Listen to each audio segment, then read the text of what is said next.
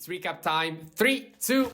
Hey, quick interruption, Future Chip here. If you're coming from the previous video and you already know the drill, you can skip directly to the recap. Otherwise, if this is your first time, I'll let you with the intro and enjoy the episode. 1.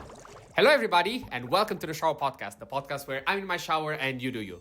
I'm your host Chip and this is not my usual intro. This is a bit of a special episode. Unfortunately, I will be away for a few days and I found out this interesting way of filling the gaps with recaps from previous episodes.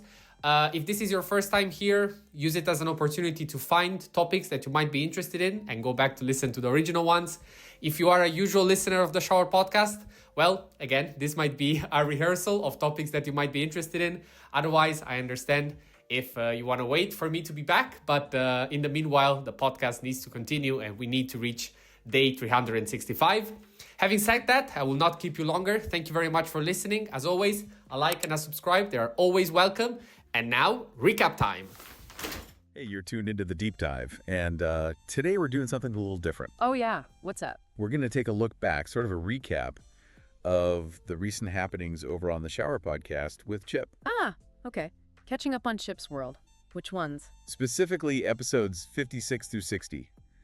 Think of it as, your quick guide to what he's been thinking about lately. Gotcha. So if you missed them, this is a good primer. Exactly. And if anything sounds interesting and you didn't catch the originals, definitely, go back and check them out for the full picture. Sounds good. It's always interesting to see how themes kind of develop over a few episodes. Totally. So let's jump right in. Episode 56, it was called Compare Yourself. Okay. Intriguing title. Yeah. And he starts with a bit of a personal win, actually. Feeling good about sticking to a new routine. Oh, nice. Always good to hear. Yeah, it's a nice tone. But then he pivots pretty quickly into this really thought-provoking scenario. Which is? Imagine someone who's always been, like, the best in their small town, the top dog, Yeah. Mm-hmm. Big fish, small pond. Right. And then suddenly they're thrown into a much bigger arena, Yeah. facing way tougher competition. Yeah. That completely changes your frame of reference, doesn't it? Exactly. And that's the core idea. Being the best is totally relative. It depends entirely on your environment, who you're up against. It's not a fixed thing at all. Context is everything. And he had this line, it was almost like a bit of a jolt, a real wake-up call. Something like, there will always be a kid on the other side of the world doing what you do 10 times better 10 years before you reached your peak performance. Wow. That really puts things into perspective, that global scale. Doesn't it? It kind of highlights how vast the world is and how much talent is out there. Holding on to being the best absolutely can really, mess with your head when you face reality. Yeah, it makes you question how often maybe we limit ourselves by not even realizing the scale of what others are achieving. So true. And the main point he really hammered home was the danger of comparing ourselves constantly to these super polished, often unrealistic ideals we see online. Oh, the Instagram effect, basically. Totally. Instead, he suggested finding inspiration by looking at people who are maybe just a step or two ahead of you. Yeah. People you can actually learn from. That feels much healthier, more sustainable, right? Not comparing yourself to some impossible highlight reel. Exactly.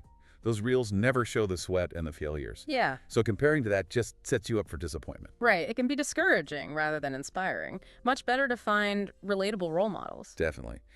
And interestingly, he sort of teased the next episode. He mentioned a recommendation to watch something about a really famous YouTuber. Ah, okay. Setting the stage. Yeah, hinting at themes to come. Yeah. It shows how one thought leads to another, You can really see the train of thought sometimes, linking the episodes. Right. So that leads us neatly into episode 57. Yeah, we're screwed. Okay, quite a title change there, from self-comparison to screwed. Yeah, this one took a pretty sharp turn. It dived right into current events, specifically reacting to an online post by Donald Trump. Ah, okay, navigating tricky territory there. What was the post about? Well, this is where it gets weird. It wasn't policy. It was apparently an AI-generated video. Oh boy, AI generated? Yeah, featuring Trump and Elon Musk. Talking about Gaza. Yeah. Set to an AI-generated song. Wow, okay, that's a lot to unpack. So Chip was reacting to that. He was. And you could just hear the sheer disbelief in his voice. He seemed genuinely stunned by the speed this kind of wild potentially really distracting stuff spreads online. It taps into that whole issue of deep fakes, misinformation, the blurring lines between real and fake. Exactly. He was almost speechless, like struggling to grasp how people could find this stuff acceptable or even funny, given the, incredibly serious things happening in the world. That's a really critical point. The whiplash between bizarre online content and, well, actual global crises. How do you even process that? Right. And how do you maintain focus on what matters when the information landscape is so noisy and manipulated? It really throws the challenge of media literacy into sharp relief, doesn't it? How do we as consumers of information navigate this? Totally. And his big concern, the underlying fear, was about the real-world consequences. Like, how can you have meaningful conversations or tackle serious problems when misinformation and these kinds of distractions are just flooding the zone? Yeah, it makes constructive dialogue almost impossible if people are operating from completely different, sometimes fabricated realities. And he finished with this really pointed question, something like, is there any firewall or, filter between what powerful people think and what they actually blast out online? Oof, that's a heavy question. The responsibility that comes with a massive platform. Yeah, and the potential impact of unfiltered thoughts just being put out there. It's pretty sobering. Definitely something to mull over. Okay, so after that quite intense episode, number 58 brought a very welcome change of pace. It's time to build. Sounds more constructive. Literally, maybe. Literally. This one was all about Chip's passion for Lego. Much more relaxed, very personal. That's nice. A good reminder to find joy in hobbies, especially after tackling heavy topics. Absolutely. He talked about rediscovering Lego as an adult and how much he loves it now. He contrasted it with his childhood, building random stuff versus following instructions now. Right. The free-form creativity versus the satisfaction of completing a set. He even told this sweet, nostalgic story about building a spaceship as a kid, just from imagination, no instructions needed. That's the magic of it, isn't it? Just pure imagination. Totally. And he talked about how relaxing it is now building these sets, how it helps him disconnect. He specifically contrasted it with sports, which for him have this competitive edge. Lego is different. More meditative, maybe? That feeling of getting lost in an activity, that flow state? Exactly. That's the term, flow state. Just Right. being completely absorbed, letting other stuff fade away. It's a different kind of focus. Yeah, I get that. It's very mindful in a way. He even talked about his collecting goals, wanting to display the sets, maybe in illuminated frames. And he mentioned the Lego app, which apparently lets you build collaboratively. Oh, interesting. So Lego's embracing the digital side too. That collaborative feature sounds cool, adds a social element. Yeah, a modern twist on a classic toy. And he ended really enthusiastically, just encouraging everyone to give Lego a try. He was like, there's a set for pretty much anything now. He's probably right. It's a great reminder that play and creative hobbies aren't just for kids. They're super valuable for adults too, for stress relief and just fun. Could agree more. Okay, moving along to episode 59, Careful with My Food. Ooh, now you're talking. Food is always a good topic. Right. This one really resonated with me too. Chip talked about his really strong connection between food, travel, and just his general mood. Ah, yes, the powerful link between senses, memory, emotion. Food and travel are huge triggers for that. Totally. The main theme was just how important food is in shaping his memories of trips and his overall well-being day to day. Makes sense. He even admitted something I found quite relatable. When planning travel, he often prioritizes researching restaurants and local cuisine over the typical tourist attractions. Huh. I can definitely see that. Sometimes the best way to understand a place is through its food. It tells such a story. Exactly. It's a direct line to the culture. He shared some funny stories too, like specific food trips to Germany with a friend. Germany. Okay, maybe not the first place you think of for haute cuisine, but still. Right. Proves you can find good food anywhere if you look. And another story about getting way too excited and over-ordering with a group of friends. We've all been there. Oh, absolutely. Those shared food moments, especially when traveling, they stick with you. They become core memories. Definitely. And he made a great point about Italy, using it as an example of a country that just nails local food culture. He highlighted how even something like pizza varies so much region by region. Italy's a perfect example. The pride in local ingredients, the distinct regional traditions. It's incredible. He also talked about upcoming trips, getting excited about trying food in Asia and Argentina later in the year. Ah, two amazing food destinations. He's got some treats ahead of him. For sure. And the best detail, he said his Google Maps is basically just a sea of pins for restaurants and food spots. Ha, I love that. Paints a very clear picture of his priorities. Totally clear. Okay, so that brings us to the final episode in this batch, episode 60. Wasn't expecting this. Uh-oh. Sounds like a curveball. A major curveball.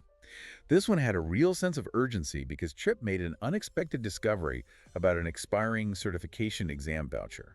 Ouch. Those things always sneak up on you. Don't they? He suddenly realized it expired much sooner than he thought. Like the following week, August 3rd. Whoa. Okay, that definitely throws a wrench in things, especially study plans. Big time. He basically had to book and take the exam within days, completely disrupting his planned study schedule. That's intense pressure. How did he react? Well, his first thought, understandably, was maybe just give up for now, let it expire, rebook later when he was ready. Yeah, that temptation to just avoid the immediate stress. But then he sort of rallied, decided, nope, gonna tackle this head on, embrace the challenge. Good for him. That takes some grit, shifting gears that fast. It shows resilience. Definitely. And get this, he actually took a practice assessment test, sort of on the fly. Okay. And he scored 68%, which apparently was pretty close to the estimated passing grade of around 73–80%. Wow. Okay, that must have been a huge confidence boost. Like, hey, maybe I can pull this off. Exactly. Suddenly, the impossible seemed, well, possible. Yeah. It gave him a real psychological lift, you could tell. Makes the whole daunting task feel much more achievable, even with the tight deadline. So yeah, despite the crazy pressure, he actually sounded quite excited by the end, seeing it as a weird kind of motivator. Sometimes those unexpected challenges really light a fire under you. Totally. He did give a heads up that, future episodes might be a bit shorter while he crammed for the exam. Makes sense. Priorities. And he asked listeners to wish him luck, which of course we absolutely do. Hope he nailed it. Yeah, definitely sending good vibes his way. It's just another reminder that life throws unexpected stuff at you, and sometimes it pushes you in ways you didn't anticipate. So true. So, well, there you have it. That's our whirlwind tour through Chip's episodes 56 to 60. Quite a journey in just 5 episodes. Right. From thinking about self-comparison and success to reacting to wild online AI stuff, then finding joy in Legos, celebrating food, and finally facing this sudden exam crunch time. It really covers a lot of ground, doesn't it? Personal reflections, reactions to the wider world, hobbies, practical life challenges. It's a great snapshot. We hope this little catch-up gave you some interesting things to think about and maybe made you want to check out the originals if you haven't already. Chip's got a really engaging way of exploring these ideas. Absolutely. And maybe think about what resonated most with you from these little summaries. Have you ever had that big fish, small pond moment? Or found unexpected relaxation in a simple hobby? Or maybe had travel plans completely dictated by food? Good questions to ponder. Food for thought, you might say. Ah, indeed. Well, thanks so much for taking this deep dive with us today. We really appreciate you tuning in. Yeah, thanks everyone. We'll be back soon with more insights. Bye for now.